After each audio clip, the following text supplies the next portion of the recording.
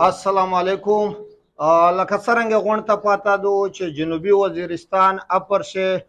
ډیسټریکټ ایجوکیشن افیسر باره د میل او د فیمیل په حواله باندې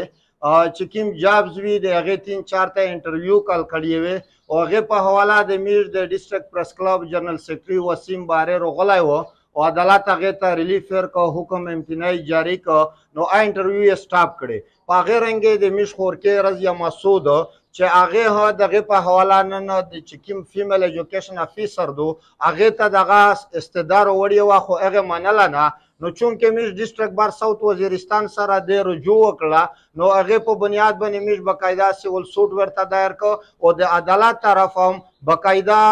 عرضی حکم امتناعي جاری کړله، جج صاحب جاری کړله او چې کوم فیمیل ایجوکیشن افیسر دو د انټرویو د جاب د پوسټینګ د هر شي نه هغه پوره سټاپ کړه چې تر څو پوره تمام حقایق عدالت ته رونوري او هر شی د قانون او د آئین په دایره شنوي. نو موږ نن د دغه پریس کانفرنس په ذریعه باندې هغه قوتونه هغه سیاسي خلک ته چې د خپل پارټۍ یا د خپل مفادات د پوره خلک ته جابز ورکوي او د قانون د میرټ دجیه وړه کوي، دا واضح پیغام ورکوي چې جنوبي وزیرستان د هغې تورې تیارې نه انشاءالله وتلی دی چې کوم یو لاین ډپارټمنټس کومه د ګورنمنټ اداره د آئین او د قانون خلاف ورزي کوي د هغې خلاف انشاءالله د میډ ډیسټریکټ بار ساوت وزیرستان چې څومره هم وکولای هغه په فرنټ باندې داریږي او فری اف کاسټو د خپل قوم د علاقې د پوره امید انشاءالله جدوجہد کوي. موږ د ټول ډیسټریکټ بار طرفه د موږ خپل خورکې رضیه مسعود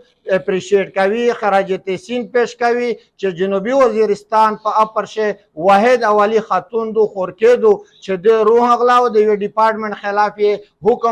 حکم امتناعي جاری کولو دپاره استدعا وکړه. نو موږ دا امید ساتي چې په جنوبي وزیرستان شو چې چاته حکیمه مسله پیش کیږي هغه د عدالت سره د وکولا سره رجوع کو. یو جهان مننه.